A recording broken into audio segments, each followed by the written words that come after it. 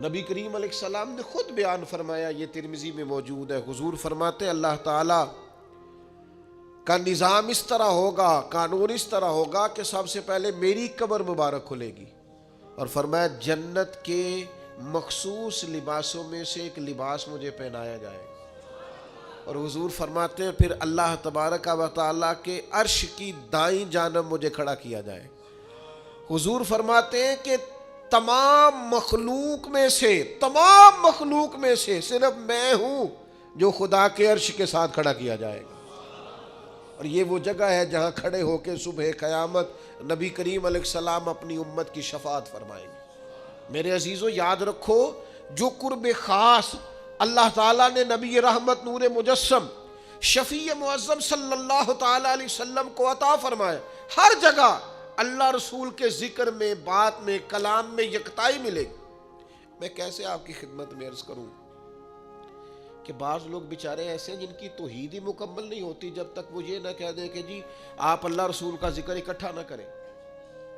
ہمارے ایک دوست تھے، ڈاکٹر تھے، انتقال ہو گیا، تو مجھے کہنے لگے میں نے یہاں کہہ دیا ایک شخص سے کہ اللہ رسول کا بڑا فضل ہے، تو وہ پریشان ہو گئے، حالانکہ قرآن مجید کہتا ہے اللہ رسول نے اپنے فضل سے غنی کر دیا، من فضل ہی، اللہ رسول نے اپنے فضل سے غنی کر دیا، واضح آیت ہے قرآن پاک۔ اس کے باوجود لوگ جو ہے وہ من مانی تعویلات، امت کو ہر وقت الجھائے رکھنا، کوئی نہ کوئی انوکھی بات کرنا۔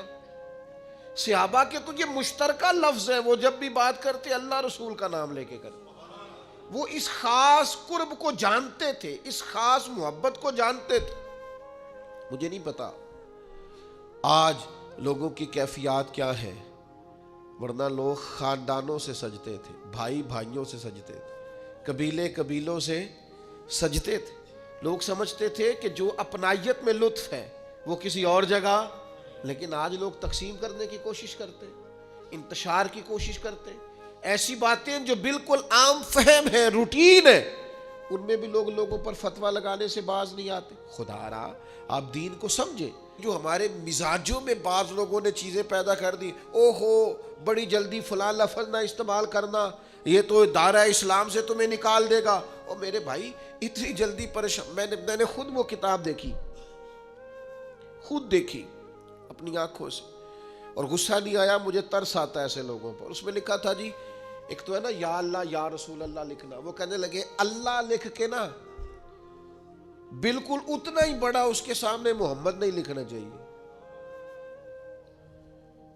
اللہ اللہ ہی ہے، محمد اللہ کے بندے ہیں صلی اللہ تعالی علیہ وسلم، کہنے لگے اللہ لکھ کے نا اتنا ہی بڑا سامنے محمد۔ تو جس صاحب نے مجھے وہ کتاب دی، نہ کہا جی یہ کیا لکھا ہوا ہے۔ میں سفر کر رہا تھا تو میں نے ان سے کہا کہ ماشاءاللہ کچھ لوگ ایسے ہوتے ہیں جن کو نا جیب میں سارا کچھ ہوتا ہے، صرف وہ غور نہیں کرتے، توجہ ان کی جیب میں ہوتا ہے، سارا کچھ پتہ ہوتا ہے ساری بات۔ میں نے ان سے کہا مجھے یہ بتائیے کہ جب آپ کلمہ پڑھتے ہیں لا الہ الا اللہ محمد الرسول اللہ، تو کبھی کسی جگہ آپ نے معاذ اللہ یہ لکھا ہوا دیکھا ہے کہ لا الہ الا اللہ تک تو لوگوں نے خط بڑا لکھا ہو، اور جہاں محمد رسول اللہ لکھا ہو وہاں تھوڑا سا اس کو چھوٹا کیا؟ کبھی دیکھا ہے آپ نے؟ تو اللہ کے بالکل برابر بین ہی اسی طرح الفاظ کے حساب سے اتنا ہی لکھا ہوتا ہے کہ نہیں جناب محمد صلی اللہ علیہ وسلم کا اسم؟ پریشانی کیا ہے؟ بلا وجہ الجھنا ہے، ہر چیز مہنگی ہو گئی، شرک سستا ہو گیا، بندہ مسلمان ہوتا کوئی نہیں، چلو ہر جمعے 15-20 بندوں کو کافر تو کرو نا۔ وہ کسی نے کہا تھا کہ جانے کب مار دے کوئی مجھے کافر کر کے، شہر کا شہر مسلمان بنا بیٹھا ہے۔ لوگوں کو خیال ہی نہیں آتا کہ آپ خوش عقیدہ لوگوں کو، اور میں درد دل سے بات کر رہا ہوں، میں ایک دفعہ نہیں 100 دفعہ فرقہ واریت پہ لعنت ڈالتا ہوں، ان لوگوں کو توڑتے ہو۔ میں حرم شریف میں تھا، ایک ضعیف العمر بابا جی، جسم کانپ رہا، اور ان کے کپڑے بتاتے تھے کہ کوئی امیر آدمی نہیں، سارے لوگ نئی نویلی ٹکٹیں کرا کے نہیں جاتے، کچھ کمیٹیاں ڈال کے بھی عمرہ کر دینا، ساری زندگی میں ایک ہی موقع ملتا ہے۔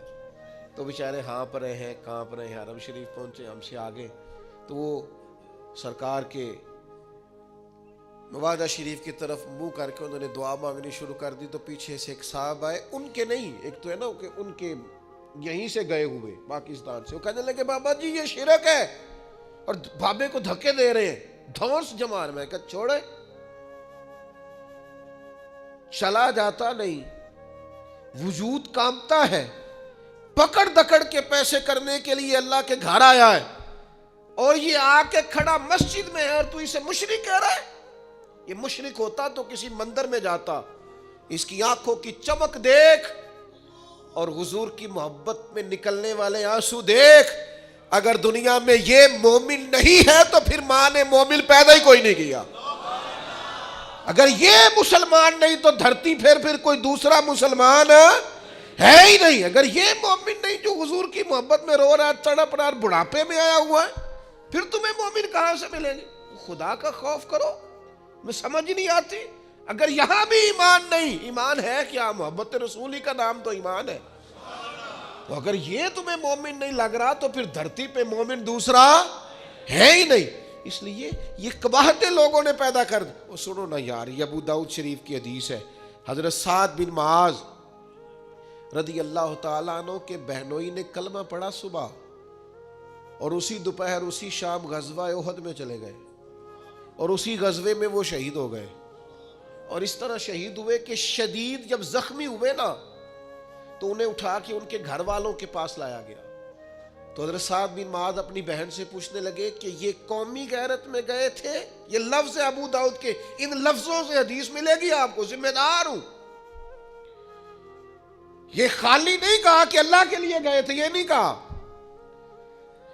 کہا یہ اپنی قومی غیرت کے طور پر احد میں گئے تھے کہ ساری قوم جا رہی ہے تو مجھے بھی جانا چاہیے، یا اللہ رسول کے لیے گئے تھے؟ یہ لفظ ہے ابو داؤد شریف میں، یا اللہ رسول کے لیے گئے تھے۔ تو آپ کی بہن ابھی بولنے لگی تھی کہ وہ جو شدید زخمی صحابی تھے آپ کے بہنوئی، وہ خود بول پڑے، کہنے لگے سعد میں قوم کے لیے نہیں گیا، میں رب رسول کے لیے گیا، رب رسول کے لیے گیا تھا، اللہ اور اس کے رسول کے لیے گیا تھا۔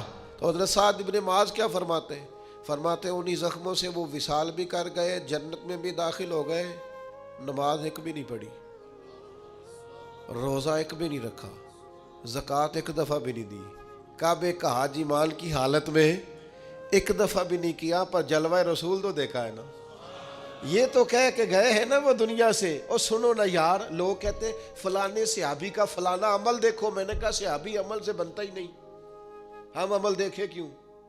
صحابہ عمل سے، جو صحابی 11 بجے کلمہ پڑھے اور 12 بجے وصال کر جائے نا، وہ بھی ولیوں غوثوں کتبوں سے افضل ہے۔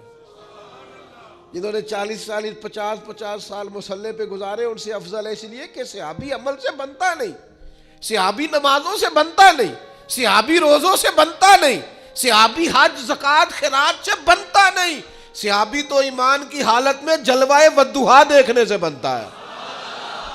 تو جس کو نصیب ہو گیا بس ہو گیا۔ تو وہ یاد رکھیے گا، جب بھی ذکر کرتے اللہ رسول کے قرب کے ساتھ ذکر کرتے، حضور کی عظمتوں کا۔ یہ دیکھیں ذرا، صحابہ حضور کے ساتھ حج کرنے گئے ہوئے، حج کرنے گئے نبی پاک علیہ السلام کے ساتھ، اور آپ کو یہ حدیث پاک صحیح بخاری میں ملے گی۔ قربانی والے دن حج ہوتا ہے نا، مجھے ایک صاحب کہنے لگے کہ سنیوں کی ہر کتاب شان مصطفیٰ پہ ہے، ہر جمعہ شان مصطفیٰ پہ ہے، ہر تقریر شان مصطفیٰ پہ ہے۔ میں کہا پھر تو ساڑھی شان سمجھ جانا، یہ ساڑھی شان ہے نا کہ ہم حضور کی شان بیان کرتے ہیں، کوئی شان والا ہی شان مصطفیٰ بیان کر سکتا ہے، یہ سب کے حصے میں آتی نہیں ہے بھائی، ہمارے حصے میں آئی ہے نا۔ تو دیکھو نا، یہ ہمارے حصے میں آیا ہے، حضور آئے تو ہم اسے بیان کرتے ہیں، وہ میلاد ہے، اور حضور ساجد حج کے جائیں تو ہم اسے بھی بیان کرتے ہیں، وہ معراج ہے۔ ہم جانا بھی بیان کرتے ہیں اور آنا بھی بیان کرتے ہیں، یہ ہمارے حصے میں آیا ہے، کیا کریں، اپنے اپنے نصیب کی بات۔ سنو نا یار، یہ بخاری میں حدیث ہے، غلامی اور چیز کا نام ہے، تابعداری اور ہے۔ جو آنکھیں کھلی رکھے وہ غلام نہیں ہوتے، جن کی سوچ سمجھ ہر وقت چاقو چوبند رہے وہ غلام. نبی پاک کی غلامی تو غیر مشروط ہے. یہ انداز دیکھو نا, صحابہ حج کرنے گئے ہوئے اور معمولی لوگ نہیں, حضرت عثمان غنی جیسے تاجر, حضرت عبد الرحمن ابن عوف جیسے مالدار, حضرت عبداللہ ابن مسعود جیسے, عبداللہ ابن عمر جیسے, مولا علی جیسے عالم, حضرت عمر فاروق جیسے بہترین مدبر لوگ. صحیح بخاری میں موجود ہے. آپ سارے جمعہ پڑھنے آئے ہیں تو آپ کو پتہ نہیں آج جمعہ ہے, پتہ ہے نا سب کو. وہ سارے حج کرنے گئے ہوئے ہیں, قربانی والا دن ہے. خود صحابہ فرماتے یوم نہر تھا, قربانی کا دن تھا. نبی پاک نے پوچھا آج کیا دن ہے؟ اوئے ہوئے میں گڈی تے ہاتھ ڈور سجن دے, او جنج رکھے اونج رہنا ہے, او واجب نہیں جے وچ شریعت مندہ خسم نو کہنا. ہر ایک کو پتا تھا قربانی والا دن ہے, پر یہ غلامی ہے نا. حضور نے فرمایا دن کیا ہے؟ کہ واللہ و رسولہ عالم, اللہ جانے اللہ کا رسول جانے. ہاں ہاں اسی میں بھلائی ہے, اسی میں بھلائی ہے. جیڑیاں گڈیاں آپ پہ اڈیاں او نہ چڑھن اچائیاں, وہی گڈیاں چنگیاں اڈیاں جیڑیاں سائیاں آپ چڑھائیاں. صحابہ کہتے ہیں ہمارا دل تھا اگر حضور کوئی اور نام رکھ دیں گے تو ہم وہی نام قبول کر لیں گے. سانو کی لگے, ہم نے نہ کبھی قطرے پہ غور کی اور نہ دریا دیکھا, بس جہاں تیری جھلک دیکھی وہیں. یہ قرب وہ محسوس کرتے تھے. شریعت میں شان مصطفیٰ کے لیے یہ ان کے دلوں میں جذبہ تھا. دن کیا ہے؟ کہ واللہ و رسولہ عالم, اللہ جانے اللہ. اور سب نے احرام باندھے ہوئے, سارے حج کرنے آئے ہوئے, پتہ سب کو ہے, پر غلام وہی ہوتا ہے جو ذرا آنکھیں بند رکھے محبوب کے سامنے, آنکھیں بند رکھے. کیا دن ہے؟ یہ بخاری ہے. کہ واللہ و رسولہ عالم. نبی پاک نے فرمایا آج یوم نہر نہیں. کہ حضور ٹھیک ہے. تو حضور نے فرمایا مہینہ کون سا ہے؟ کس مہینے میں آج ہوتا ہے؟ سب کو پتہ ہے نا. تو صدیق اکبر کو نہیں پتا تھا, کہ حضرت عمر کو نہیں پتا تھا, کہ حضرت عثمان کو نہیں پتا تھا. کہا مہینہ کون سا ہے؟ کہ واللہ و رسولہ عالم, اللہ جانے اللہ کا رسول جانے. ختم ہوگی بات. سانو قید سجن دا گہنا ہے, او جنج رکھے ایسا اونج رہنا ہے. کون سا مہینہ؟ واللہ و رسولہ عالم, اللہ جانے اللہ کا. حضور نے فرمایا ذی الحج کا مہینہ ہے. کہ حضور ٹھیک ہے. او سنو نا یار, کہاں جاتی ہے دنیا آج کرنے؟ مکے میں جاتی ہے نا. تو نبی پاک نے فرمایا شہر کون سا ہے؟ کہ واللہ و رسولہ عالم, اللہ جانے اللہ کا رسول جانے. آپ نے کہا تھا آ جاؤ یہاں حج ہوتا ہے, ہم آ گئے. ختم ہو گئی بات. او بھائی جو لوگ نبی پاک نماز پڑھاتے بیت اللہ شریف کی طرف, بیت المقدس سے اپنا چہرہ بیت اللہ کی طرف کر لے. ادھر ہے نا بیت اللہ, ہمارے سمت ادھر ہے نا.